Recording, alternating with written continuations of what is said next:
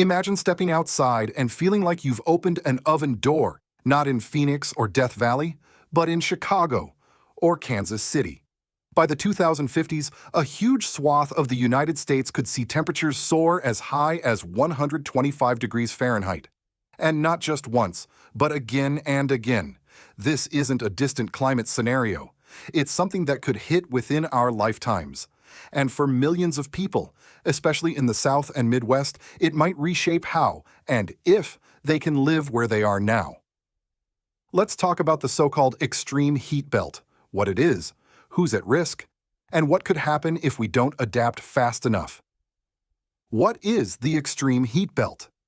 In 2022, the First Street Foundation published a deeply researched report warning that by mid-century, parts of the U.S. could face multiple days a year with heat indexes above 125 degrees Fahrenheit.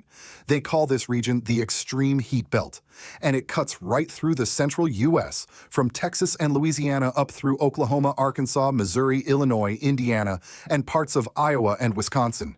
And no, these aren't just hot summers like we've had before. 125 degrees is well into the danger zone. At that level, exposed skin can burn on contact with hot pavement.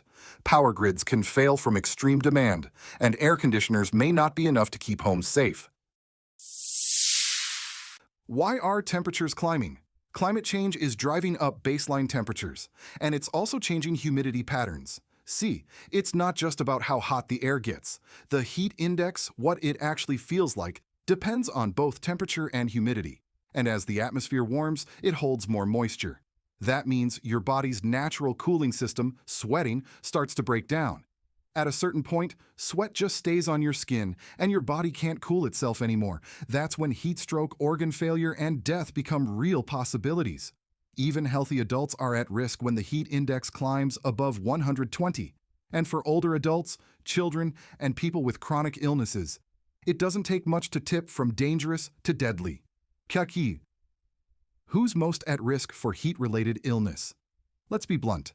The people most likely to suffer in the extreme heat belt are the ones already struggling: low-income families living in poorly insulated homes, rural areas with limited access to emergency services, elderly people living alone, renters without access to reliable cooling. And let's not forget farm workers, delivery drivers, and construction crews. You can't exactly work from home when your job is outside. Plus, power grid failures during heat waves aren't just a possibility, they're already happening. Just ask Texans. Extreme heat isn't just a southern problem. One of the biggest shocks in the First Street report was how far north the risk extends. Cities like St. Louis, Indianapolis, even Chicago could see multiple 125-degree days by the 2050s. These places aren't built for that kind of heat. Their infrastructure wasn't designed for it. Their power grids weren't built for it. And their people aren't used to it. It's not just about temperature. It's about preparedness. And right now, we're not. Will we really have a heat belt by the 2050s? If you're wondering whether this is just worst-case fear-mongering, it's not. First Street's analysis isn't based on wild speculation. It uses property-level data, current emissions trends, and peer-reviewed climate models to show what's likely, not just what's possible. In short, unless we make major changes fast, this future is the default. Why extreme heat matters for everyone. Even if you live outside the extreme heat belt, you'll feel the ripple effects. Higher food prices as crops fail from heat stress, insurance premiums that skyrocket or disappear altogether, migration out of heat-stricken cities, putting pressure on surrounding regions. And let's be honest, more people moving from unlivable areas to slightly more livable ones means everywhere becomes more competitive, more expensive, and more fragile. How can we prepare for extreme heat? So, is this the part where I say, we still have time? Well, yes and no. We do have time to reduce emissions, adapt our cities, and protect the most vulnerable. But we're past the point where we can completely prevent this. The extreme heat belt is coming. The only question is, how bad we let it get. That means updating building codes, investing in resilient power grids, planting urban trees, and giving people access to cooling centers and safe housing. It also means preparing for the social side of climate change, like migration, inequality, and who gets saved when the grid goes down.